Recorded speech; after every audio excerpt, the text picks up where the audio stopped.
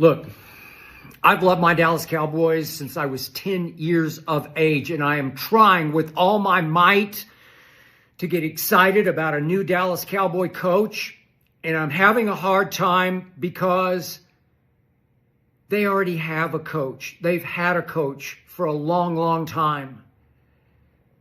In the almost 30 years that they haven't even made it back to an NFC championship game, the real coach of our Dallas Cowboys has been Gerald Wayne Jones Jr., Jerry Jones, the most famous owner in the history of sports, whose team is the most valuable in all of sports. He is the owner and, trust me, the operator of our Dallas Cowboys, and we are stuck. We are dead in the water. Jerry Jones once said, this is about a year into owning the Cowboys, he told Frank DeFord for a Vanity Fair piece, I could coach the shit out of this team. That's a quote from Jerry Jones as a young owner. Then the night he ran off Jimmy Johnson after winning back-to-back Super Bowls, he told a couple of Dallas Morning News reporters that 500 coaches could coach the Dallas Cowboys. He said it again a couple of weeks back when he was asked how many coaches would want to coach the Cowboys. If you do, Jerry, get rid of Mike McCarthy. And Jerry said there are 500 coaches who will be down in Mobile at the Senior Bowl who would want to coach this team.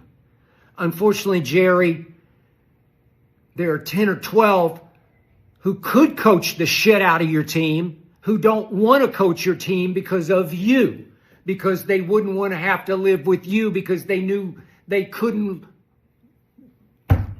They just couldn't survive with you running the operation, no matter how strong they were. I wanted Jim Harbaugh a year ago, and there's no way. I don't know what I'm thinking, pie in the sky. Jim Harbaugh isn't not going to coach for Jerry Jones. He's my coach of the year for the LA Chargers.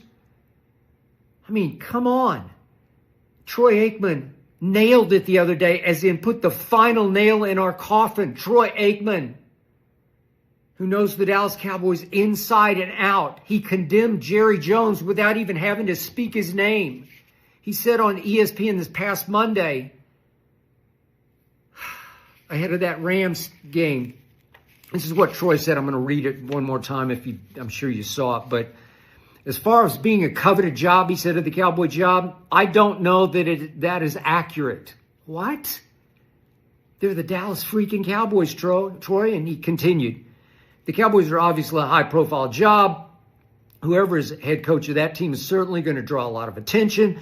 But I think that most football people who take over as head coach, they want to do it on their own terms. Bingo. And that's hard, said Troy, to do in Dallas. Yeah, it's impossible. And then Troy concluded by saying, you take the Lions, Dan Campbell, for example. Is Dan Campbell if he's with the Cowboys? No. Jerry wouldn't let him be Dan Campbell, which brings me to Deion Sanders. I campaign like a fool, like a pie-in-the-sky fool, like a naive fool. I've campaigned for Deion to be coach of my Dallas Cowboys for a year and maybe 3 months. Back to my days on Undisputed, as we started into, I'm going back 2 seasons ago, I was out of my mind for Deion in Boulder and Deion in Dallas. I kept saying, he's born to coach the Dallas Cowboys. He's got a house in Dallas, raised his kids, raised Shadur and Shiloh in Dallas. Yeah, but here's the point. And obviously Jerry went right out of his way because he's a PR master, and he made it clear. He leaked the story. He called Deion that first day after he fired old Mike McCarthy. By the way, Mike McCarthy, before I leave him behind, he was perfect for Jerry Jones. He's an offensive coordinator. He's a bump on a log. Jerry wants a coach who will stay out of Jerry's way, stay out of the spotlight, and be a puppet coach. Do exactly what Jerry tells him to do. And Mike was happy. He was out of football for a year. Yeah, he had a Super Bowl ring thanks to Aaron Rodgers. That was 15 years ago. But yeah, he was happy to be the Cowboy coach because he loved the stage without actually being on the stage, because it's Jerry's stage. Skip Bayless, the well-known sports commentator, has been consistently critical of Jerry Jones, the owner of the Dallas Cowboys, for what Bayless perceives as Jones' desire to be the central figure or star of the team. Bayless argues that Jerry Jones often seeks the spotlight and tries to control the narrative surrounding the Cowboys, sometimes to the detriment of the team's performance. Jones, who also serves as the general manager, is frequently involved in high-profile decisions, which can create a sense that he is more focused on his personal brand and media presence than building a championship team. Bayless points to several instances where Jones has been at the forefront of media coverage, whether it's making bold statements about the team's prospects or publicly discussing his vision for the franchise.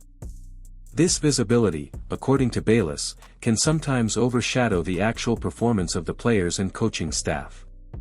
Bayless believes that for the Cowboys to succeed on the field, Jones should step back and allow football experts to take charge, rather than continually inserting himself into the spotlight. Many others in the sports world have echoed similar sentiments about Jones. Former NFL players, coaches, and analysts have critiqued his constant public presence and interference with the team's football operations. For example, former Cowboys players like Michael Irvin have said that Jones' leadership style, while charismatic and effective in some ways, can also be a double-edged sword, as it sometimes creates a distraction or controversy. Some believe that Jones' pursuit of fame and influence has made it harder for the Cowboys to truly focus on building a consistent winning culture.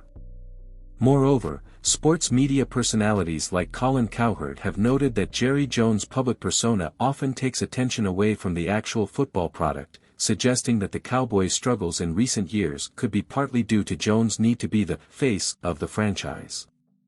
On the other hand, some people argue that Jones' visibility helps keep the Cowboys relevant and brings attention to the team, which is a major driver of revenue and marketing. In the end, the debate over Jerry Jones' role as the star of the Dallas Cowboys is a complex one. While some, like Bayless, view it as a hindrance to success, others see it as a vital part of the Cowboys' brand identity. Either way, it's clear that Jones' influence on the team, both on and off the field, is undeniable and continues to spark conversation in the sports world.